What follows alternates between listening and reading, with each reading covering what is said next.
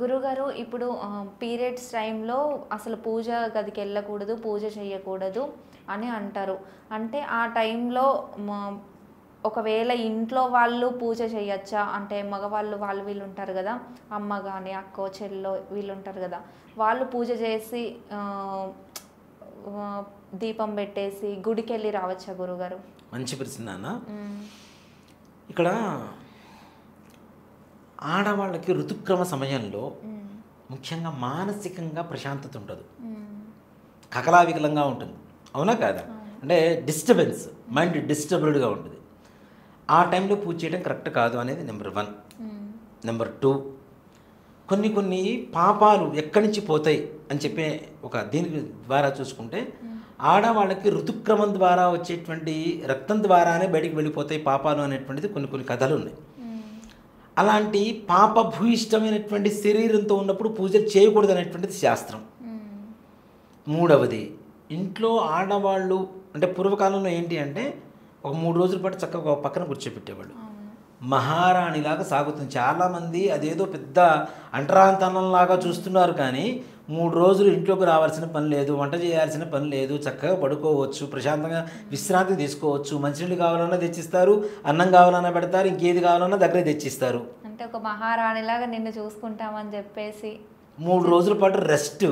వాళ్ళు నిరంతరం ఆడవాళ్ళు ఎంత కష్టపడిపోతుంటారు, వంటలు, ఇంట్లో పనులు, చిమ్ముకోవడాలు ఇవన్నీ ఉన్నాయి కదా నాన్న. మరి 3 రోజుల పాటు రెస్ట్ దొరుకుతుంది, మహారాణిలాగా చూసుకుంటున్నారన్నది తీసి పక్కన పెట్టి అదేదో అంటరాంతనంలాగా చూస్తున్నారని దాన్ని నెగిటివ్గా బయటికి జనాల్లోకి తీసుకొచ్చారు. ఎప్పుడు నీ ఇంటి కోసం కష్టపడేటువంటి ఇల్లానికి 3 రోజులు నువ్వు రెస్ట్ ఇవ్వలేవా, చేయలేవా? భర్త చేయలేరా? ఇంట్లో వాళ్ళు ఎవరైనా చేయలేరా? మిగిలిన వాళ్ళు చేస్తుంటే చేయించుకోవడానికి ఆమెకేమి బ్రహ్మాండంగా చేయించుకుంటుంది పక్కన కూర్చొని. ఇప్పటికీ మా ఇళ్ళలో అదే జరుగుతుంది నాన్న, దాంట్లో ఏమాత్రం కూడా సంశయం లేదు.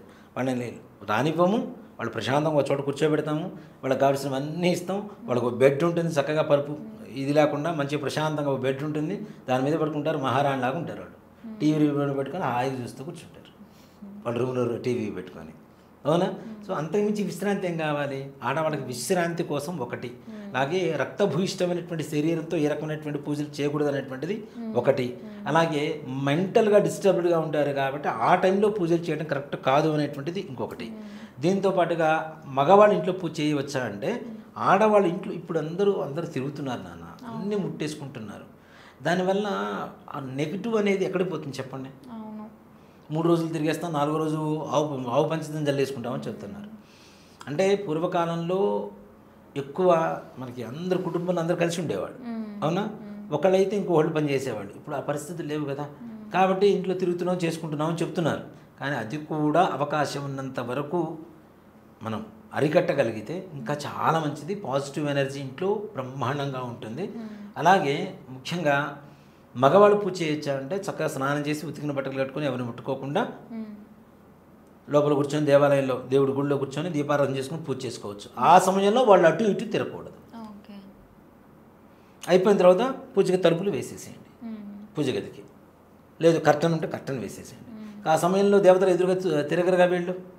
అవునా? సో కాబట్టి ఆ విధంగా చేసుకోవడంలో తప్పు లేదు.